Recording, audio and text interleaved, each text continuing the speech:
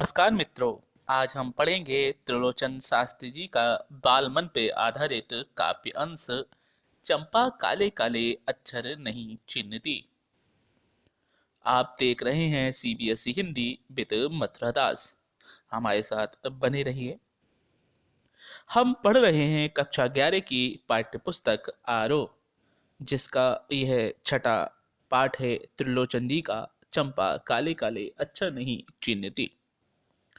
देखते हैं सबसे पहले कवि का परिचय। त्रिलोचन जी का जन्म उत्तर प्रदेश के सुल्तानपुर जिले के चिरानी पट्टी में सन 1917 ईस्वी में हुआ। आपका वास्तविक नाम वासुदेव सिंह है। आप हिंदी साहित्य में प्रगतिशील काव्यधारा के प्रमुख कवि के रूप में प्रतिष्ठित हैं। आपने काव्य और गद्य दोनों में लिखा। इन्हें साहित्य में योगदान के लिए साहित्य अकादमी द्वारा पुरस्कृत किया गया। उत्तर प्रदेश सरकार का महात्मा गांधी पुरस्कार और शला का सम्मान भी इनको प्राप्त हुआ। इनकी मृत्यु सन 2007 ईस्वी में हुई। रचनाएं देखते हैं। काव्य रचना है धरती, गुलाब और बुलबुल, ताप के ताए हुए दिन, उस जनपद का कवि हूँ, तुम्हें सौंपता हूँ, अमोला, दिगंत, शब्द, अर्घान, मेरा घर, जीने की कला आदि। गद्य में मुक्तिबोध की कविताएं, रोजनामचा, देश काल, काव्य और अर्थबोध आदि। इसके अलावा हिंदी के अनेक कोशों के निर्माण में इनका महत्वपूर्ण योगदान भी रहा। देखते हैं साहित्यिक विशेषताएं। त्रिलोचन बहुभाषा विज्ञ शास्त्री हैं। इनकी भाषा छायावादी रोमानियत से युक्त है और यह गांव की जमीन से जुड़े हुए हैं। त्रिलोचन हिंदी में सोनेट, जो कि एक अंग्रेजी का छंद होता है, उसका एक प्रकार है, को स्थापित करने वाले कवि के रूप में भी जाने जाते हैं। यह रागात्मक संयम व लयात्मक अनुशासन वाले कवि हैं। इसी कारण इनके नाम के साथ शास्त्री जुड़ गया।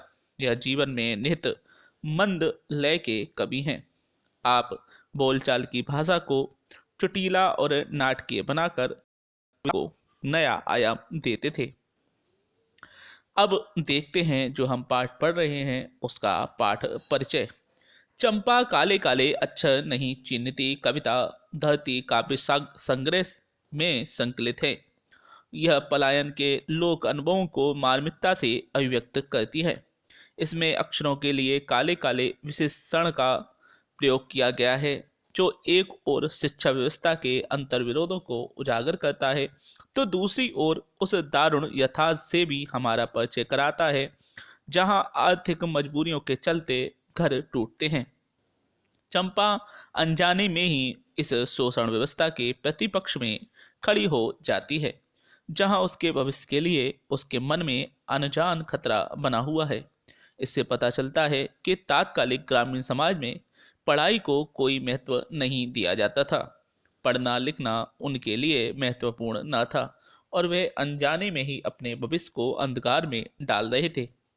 चंपा अक्षरों को नहीं पहचानती। वह सुंदर नामक वाले की एक लड़की है तथा गाय भैंसे चराने का काम करती है। वह स्वभाव से ही अच्छी व चंचल है।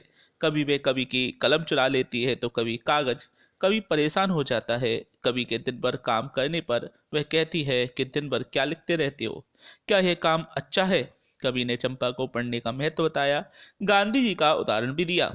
कवि ने कहा, जब तुम्हारा विवाह होगा और तुम्हारा पति काम करने के लिए कलकत्ता चला जाएगा तो तुम उसे संदेश कैसे भेजोगी। तो वह रूठ कर कह देती है कि वह शादी नहीं करेगी और शादी करेगी तो पति को कभी कलकत्ता या कोलकाता नहीं जाने देगी।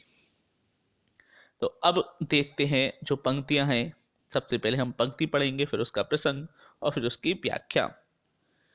चंपा काले काले अक्षर नहीं चिन्हती, मैं जब पढ़ने लगता हूँ वह आ जाती है, खड़ी खड़ी चुपचाप सुना करती है। उसे बड़ा अचरज होता है, इन काले काले चिन्हों से कैसे ये सब स्वर निकला करते हैं। चंपा सुंदर की लड़की है, सुंदर ग्वाला है, गाय भैंसे रखता है। चंपा चौपायों को लेकर चरवाही करने जाती है, उनको चराने जाती है। चंपा अच्छी है, चंचल है, नटखट भी है, कभी कभी ऊधम करती है, कभी कभी वह कलम चुरा देती है। जैसे तैसे उसे ढूंढ कर जब लाता हूँ पाता हूँ, अब कागज गायब। परेशान फिर मैं हो जाता हूँ। अब देखते हैं प्रसंग। प्रस्तुत काव्यांश पाठ्यपुस्तक आरोह भाग 1 में संकलित कविता चंपा काले काले अक्षर नहीं चिन्हती से उद्धृत है। इसके रचयिता प्रगतिशील कवि त्रिलोचन है। इस कविता में कवि ने पलायन के लोक अनुभवों को मार्मिकता से अभिव्यक्त किया है। गांव में साक्षरता के प्रति उदासीनता को चंपा के माध्यम से प्रस्तुत किया गया है। पहले पद में हम देखते हैं उसकी व्याख्या। कवि बताता है कि चंपा नामक लड़की काले काले अक्षरों को नहीं पहचानती। जब कवि पढ़ने लगता है तो वह वहां आ जाती है। उसे कवि द्वारा उच्चारित अक्षरों को सुनकर हैरानी होती है। काले काले अक्षरों से यह सभी ध्वनियाँ कैसे निकलती हैं? वह अक्षरों के अर्थ से होने वाले वह अक्षरों के अर्थ से हैरान होती है। आगे है परिचय दिया गया है। यह चंपा सुंदर की लड़की है, सुंदर ग्वाला है।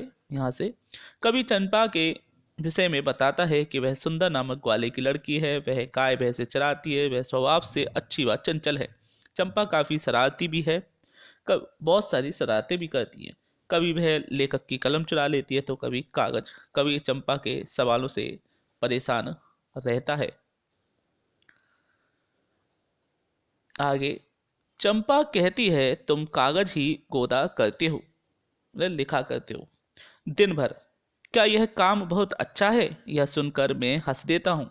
फिर चंपा चुप हो जाती है। उस दिन चंपा आई। मैंने कहा कि चंपा तुम भी पढ़ लो, हारे गाड़े काम सरेगा। गांधी बाबा की इच्छा है सब जन पढ़ना लिखना सीखें। चंपा ने यह कहा कि मैं तो नहीं पढ़ूंगी। तुम तो कहते थे गांधी बाबा बहुत अच्छे हैं, वे पढ़ने लिखने की कैसे बात कर सकते हैं? मैं तो नहीं पढ़ूंगी। प्रसंग पहले के समान ही रहेगा। अब देखते हैं इस की व्याख्या। कवि कहता है चंपा को काले काले अक्षरों से कोई मतलब नहीं। वह कवि से पूछती है कि तुम दिन भर कागज पे क्या लिखते रहते हो? क्या तुम्हें यह काम बहुत अच्छा लगता है? उसके लिए लिखना पढ़ना कोई महत्व का काम नहीं। उसकी इस बात को सुनकर कवि हंसने लगता है। एक दिन चंपा जब कवि के यहाँ आई तो कवि ने उसे पढ़ना लिखना सीखने के विषय में कहा। कवि ने चंपा से कहा कि यदि पढ़ लिख जाओगी तो मुसीबत के समय तुम्हारे काम आएगा। गांधी बाबा की भी यही इच्छा है कि सभी जन पढ़े लिखें। लेकिन इस पर चंपा उत्तर देती है कि वह नहीं पढ़ेगी। तुम तो कहते हो गांधी बहुत अच्छे हैं, फिर वह पढ़ाई की बात क्यों करते हैं? चंपा के लिए जो व्यक्ति अच्छा है वह पढ़ने के लिए उस पर दबाव कैसे डाल सकता है? उसके लिए पढ़ना लिखना उतना अधिक महत्वपूर्ण नहीं। वह महात्मा गांधी जी की अच्छाई व बुराई का मापदंड पढ़ने की सीख से लेती है। अंततः वह न पढ़ने का निश्चय दोहराती है। आगे देखते हैं। मैंने कहा कि चंपा पढ़ लेना अच्छा है, ब्याह तुम्हारा होगा, तुम गौने जाओगी, कुछ दिन बालम संग साथ रहे, चला जाएगा जब कलकत्ता, वहीं दूर है, बड़ी दूर है कलकत्ता, कैसे उसे संदेश दोगी, कैसे उसके पत्र पढ़ोगी? चंपा पढ़ लेना अच्छा है। चंपा बोली चंपा बोली तुम कितने झूठे हो, देखा? हाय राम, तुम पढ़ लिख कर इतने झूठे हो।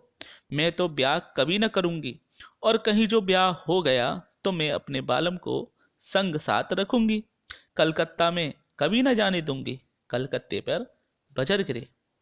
तो पहले पंक्ति को का अर्थ देख लेते हैं, व्याख्या देख लेते हैं। कभी चंपा को पढ़ने की सलाह देता है तो वे स्पष्ट मना कर देती है।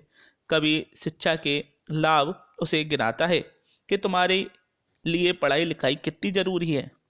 जब तुम्हारी शादी होगी और तुम ससुराल जाओगी, और यदि तुम्हारा पति नौकरी करने के लिए कलकत्ता चला जाएगा, कलकत्ता तो यहाँ से बहुत दूर है, ऐसे में तुम उसे अपने बारे में कैसे बताओगी और उसके भेजे पत्रों को तुम कैसे पढ़ोगी? इसलिए तुम्हारा पढ़ना बहुत जरूरी है। इसके जवाब में अगली पंक्ति है, इसकी व्याख्या देखते हैं। कवि के द्वारा चंपा को पढ़ने की सलाह देने पर वह नाराज हो जाती है और कहती है आप पढ़ लिख कर भी झूठ बोलते हो। जहाँ तक शादी करने की बात है तो मैं कभी भी शादी नहीं करूंगी, और यदि शादी हो भी गई तो मैं पति को कलकत्ता नहीं जाने दूंगी। दूसरे शब्दों में, वे अपने पति का शोषण नहीं होने देंगे। परिवार को दूर करने वाले ऐसे शहर कलकत्ते पर वज्र गिरे, यानी वह नष्ट हो जाए, ऐसी वह कामना करती है। इस प्रकार वह अपने पति को कलकत्ता नहीं जाने देगी। यह था पाठ। अब देखते हैं इसके कठिन शब्द या शब्द छवि। चिन्हती का अर्थ है पहचानती। चिन्हों का अर्थ है चिन्ह या अक्षर। चौपायों का अर्थ है जो चार पैर वाले होते हैं, चार पैरों वाले जानवरों के लिए। यहाँ गाय भैंसों के लिए चौपाया प्रयुक्त हुआ है। कागद माने कागज। हारे गाड़े काम सरेगा माने कठिनाई के समय में काम आएगा। बालम माने पति। बजर गिरे माने वज्र गिरे या भारी आप विपत्ति आए। देखते हैं प्रस्तुत पंक्तियों में क्या विशेषता है। भाषा सहज व सरल खड़ी बोली है। मुक्तक छंद है। संवाद शैली है, संवादों के माध्यम से कविता आगे बढ़ी है। अनुप्रास पुनरुक्ति प्रकाश अलंकार का प्रयोग हुआ है। निरक्षर व्यक्ति की मनोदशा का सुंदर चित्रण है। शिक्षा के प्रति समाज का उपेक्षा भाव स्पष्ट हुआ है। महत्व को सहज तरीके से समझाया गया है। यह विशेषता हमें जब हम व्याख्या करते हैं, प्रश्न पत्र में जब कोई पद आता है उसकी व्याख्या करते हैं, तो प्रसंग, व्याख्या और उसमें क्या विशेष है ये हम बताते हैं। विशेष के अंतर्गत हम काव्यगत विशेषता और भावगत विशेषताओं को बताते हैं। काव्यगत विशेषता के अंतर्गत भाषा शैली, कौन से छंद कौन से अलंकार प्रयोग हुए, तो वो हमने 4 पॉइंट्स जो दिए हैं उसमें हमने इसकी काव्यगत विशेषता बताई है। और अगले 5, 6 और 7 में हमने इसकी भावगत विशेषता बताई है, जिसमें हम क्या इस कविता में भाव रहे हैं विशेष उनके बारे में बताया। तो इस तरह से विशेष जो है हमें लिखना होता है। क्या इस कविता ये जो हम पेपर देते हैं तो इसी तरह से आपको लिखना चाहिए। पहले काव्यगत विशेषताएं, कैसी कैसी भाषा, कौन सी शैली, छंदों का प्रयोग हुआ, अलंकारों का प्रयोग हुआ, कौन सा रस है, और फिर उससे संबंधित क्या भाव निकल के आए हैं उस पर 2-3 पॉइंट हमें देने चाहिए। तो यह था आपका पाठ चंपा काले काले अच्छा नहीं चिन्हती। आप देख रहे थे हमारा channel CBSE Hindi with Mathura Das. आपको हमारा यह वीडियो कैसा लगा हमें मैसेज कर कर बताइए। हमारे इस अगर आपको ये वीडियो अच्छा लगा हो तो इसे लाइक कीजिए, शेयर कीजिए और हमारे चैनल को अन्य लोगों के साथ शेयर कीजिए, जिससे अधिक से अधिक बच्चों तक यह वीडियो पहुंच सके। इसी के साथ अगले रोचक पाठ के साथ हम फिर उपस्थित होंगे। तब तक के लिए धन्यवाद, नमस्कार, फिर मिलेंगे।